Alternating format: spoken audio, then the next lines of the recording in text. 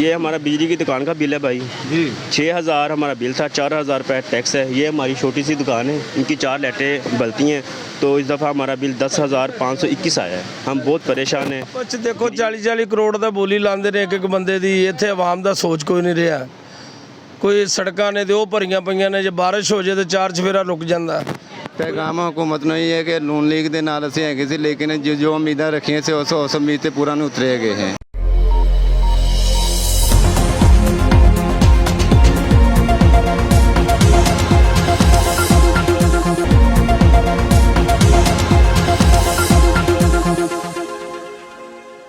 लोगों से बातचीत का सिलसिला जारी हो सारी है और बहुत सारे ऐसे लोग मौजूद हैं जिनके बिल इंतहा की हद तक ज़्यादा हैं। कैसे बिल हैं जी? एक बल्ब चलता है 40,000, 50,000, 15,000, 20,000। क्या ये हुकूमत जो ये डिसीजन ले चुकी है या ये कर रही है, क्या सही है? अस्सलाम वालेकुम। वालेकुम सलाम।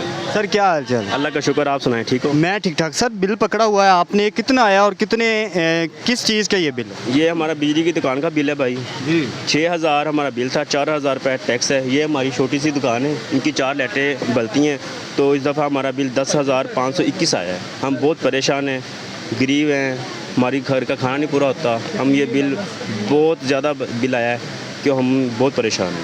मुश्किलात का सामना आपको हुआ ही है, बहुत तो क्या समझते हैं कि इन 3 महीनों में ये जो तब्दीली बहुत बड़ी आई जी, है, जी, इसमें जी। कितना फ़र्क पड़ा है आपको? बहुत ज़्यादा फ़र्क पड़ा है कि हमारा दुकान बहुत ज़्यादा बिल आया है हमारा। हम बहुत परेशान हैं। ये 10,000 कैसे भरपाई कैसे करेंगे, आपने कैसे सोचा है? ये भरपाई हम ऐसे कर सकते हैं कि हमें कोई गाहक लगेगा, हम पैसे को इकट्ठे करेंगे। आकर 25 को बिल है और आकर 27 आखिरी डेट है। अस्सलाम वालेकुम। वालेकुम सलाम। कैसे हैं जी आप? अल्लाह पाक का सर साथ। इस दफ़ा बिल कितना है? बिल घर दा दुकान दा दोनों ही? घर दा है 10,600। और दुकान टैक्स कितना पड़ा है? टैक्स पड़े उनके च तकरीबन 7,000 रुपये। और दुकान का कितना है? दुकान का है 3400 रुपये। अच्छा मुझे ये बताएं, मंथली इनकम आपकी कितनी है? मंथली इनकम ख़त्म हुई भी भाई जान, कारोबार के हालात ही नहीं है। क्या सोचा है किस तरह भरपाई करनी है इस दफ़ा बिल की? बस बैठे अल्लाह की सूरत, जिस तरह होएगा फिर। किस चीज़ ਨੂੰ ਇਸ ਚੀਜ਼ ਦਾ ਕਸੂਰਵਾਰ ਠਹਿਰਾਉਂਦੇ ਹੋ ਤੁਸੀਂ?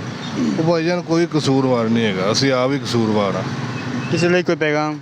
कोई पैगाम नहीं सर, पैगाम दे देंगे तो की बनना है। आप मायूसी का लेवल देखें जी, तमाम सियासतदानों से दिल उठ गया है। अस्सलाम वालेकुम। जी वालेकुम अस्सलाम। सर कैसे हैं आप? अल्हम्दुलिल्लाह जी ठीक, शुक्र। सर इस दफ़ा आपको बिल कितना है बिल तकरीबन आए 15,000 रुपये। और उसकी भरपाई का कैसे सोचा है, क्या करना है?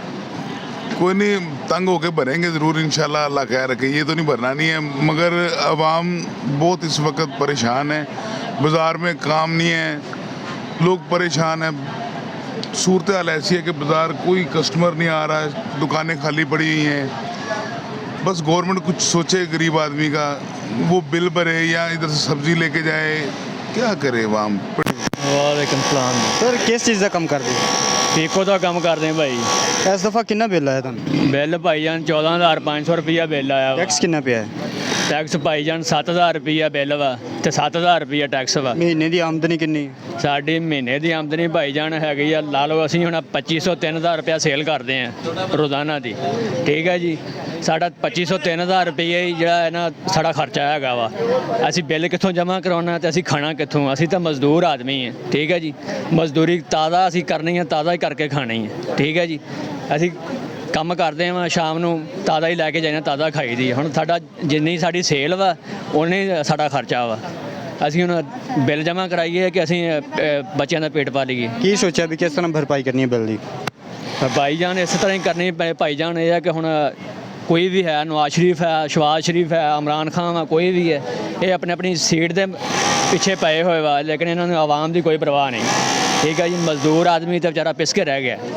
जी सर की हाल चाल?